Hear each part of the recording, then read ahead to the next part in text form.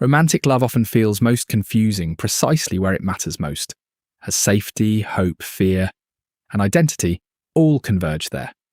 When love falters, people lose more than just pleasure. They lose the place where they expect comfort, steadiness, and meaning. Modern life has stripped away many older forms of support, leaving couples to carry more emotional weight than ever before. That pressure makes every missed call, cold reply, or sudden distance feel magnified beyond the moment itself. The usual story frames love as a mystery, chemistry, luck, or a private taste that no one can truly understand. This story leaves people helpless when closeness cracks, as mystery offers no map for repair or return. A different perspective emerges when love is seen as an attachment bond built for protection, contact, and shared regulation. Then conflict stops appearing random and starts looking like an alarm inside a bond that suddenly feels uncertain. You will see why fear drives protest, why responsiveness repairs injury, and why secure connection changes mind and body.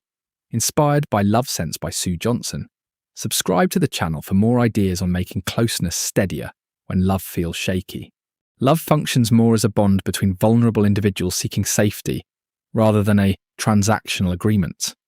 In times of distress, the primary concern is not who won the argument, but whether the other person will still respond. Bowlby's attachment theory explains why people monitor closeness, protest when distance occurs, and settle when caring contact returns. Ainsworth's reunion studies demonstrated that responsiveness shapes whether people reach out, cling anxiously, or turn away. Secure connections teach the nervous system that dependence can be tolerated without humiliation, panic, or collapse.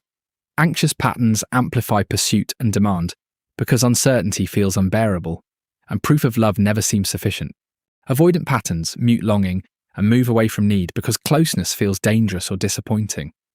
These attachment styles are not moral defects but learned survival strategies within relationships that once felt uncertain. When partners recognize the bond beneath their behavior, blame loosens, and a clearer conversation becomes possible. Love begins to make sense when the need for closeness is treated as normal rather than a sign of weakness. Emotional storms in couples often begin with a simple cue that something important may be slipping away. A cancelled plan, a flat voice, or a turned back can register as danger before thought catches up. Fear arrives first, but people often skip past it, showing anger, criticism, silence, or sarcasm instead.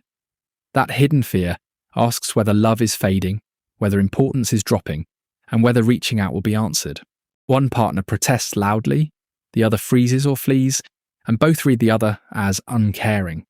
Emma's rage at a cancelled anniversary plan makes more sense when seen as fear of becoming less important. Tim's silence looks cold on the surface, yet it hides his own fear of failure and rejection.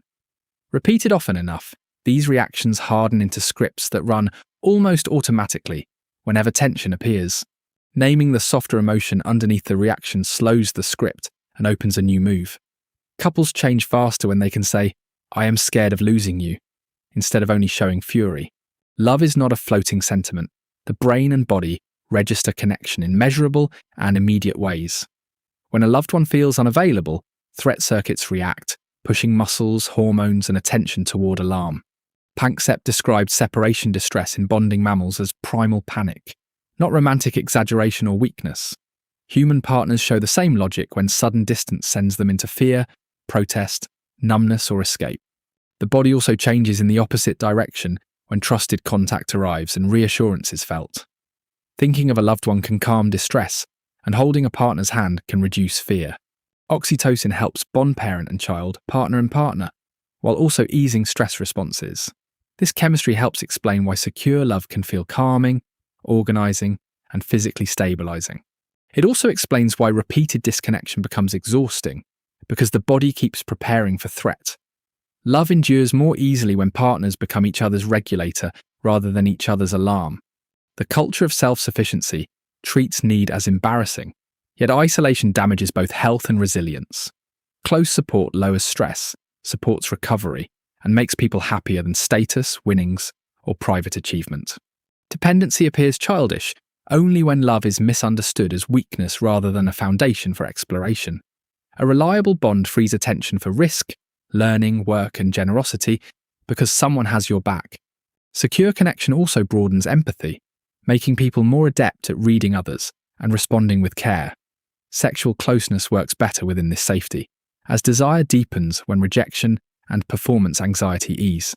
When sex becomes a test of worth, partners defend themselves instead of enjoying each other.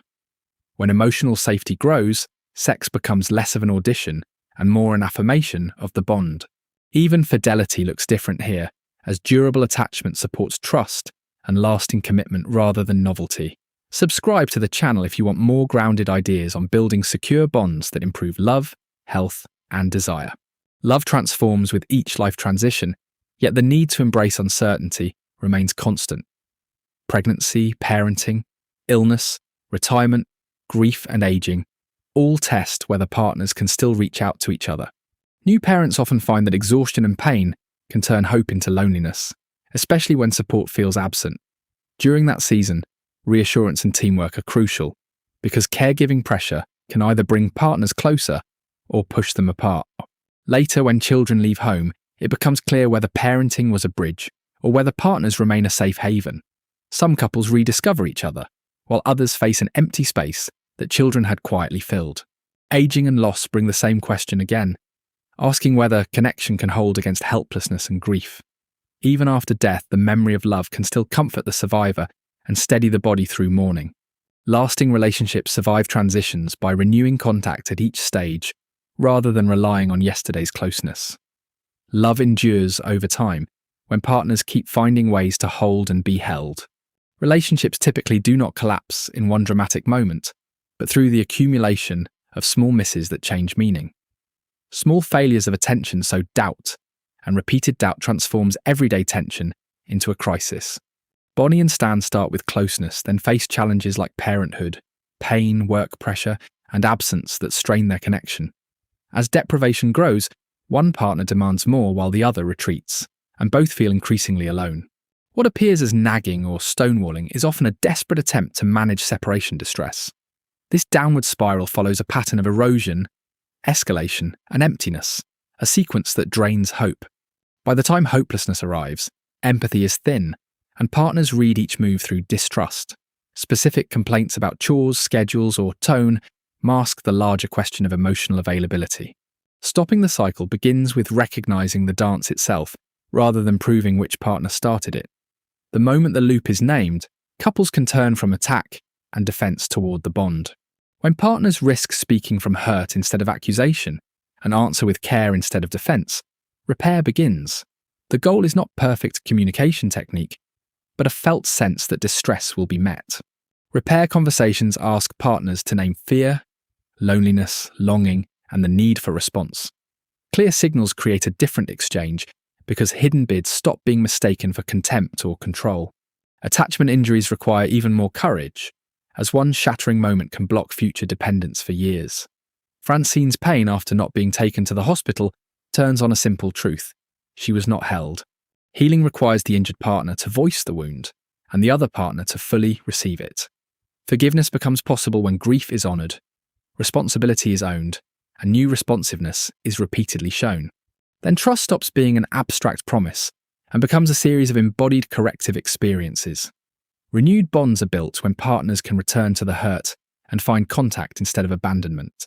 Lasting love is less a fixed state than a rhythm of connection, misreading, repair, and deeper contact. Couples can strengthen it by becoming more emotionally accessible, responsive, and engaged with one another. The deepest question in a bond is always whether the other person is there when vulnerability appears. When partners answer that question clearly, small disappointments stop turning into existential threats. Patrick and Anna change when solutions and criticism give way to reassurance, confession, and emotional honesty. Even their sexual struggles soften once desire is no longer tied to silent fears of inadequacy. The same principle works in ordinary moments when a movie suggestion or joke hides a request for closeness. Love lasts when bids are made clearly and received generously, rather than bypassed or mocked. Repair then becomes ongoing maintenance of the bond, not emergency work after repeated damage. Couples create stability by turning towards small signals, before distance hardens into a story of rejection. Love sense evolves more than romance, as family life shapes health, children, work, and public culture. Stable bonds foster trust, empathy, and cooperation, whereas chronic disconnection can lead to broader social costs. Loneliness does not remain private. Fragile families make caregiving, recovery, and development much more challenging. Societies that value connection create conditions where people can love better and function better together. Workplaces, education, healthcare, and community design all matter because relationships do not grow in isolation. The deeper lesson is that humans thrive by bonding, helping, and receiving help, not by denying their needs. Secure love makes people calmer, braver, and more capable of contributing beyond the couple itself. This makes relationship knowledge practical social wisdom rather than just sentimental content. When people understand love as an intelligible bond, repair becomes possible and hope becomes reasonable again. Subscribe to the channel for more clear ideas on turning fear into contact and making lasting love more possible.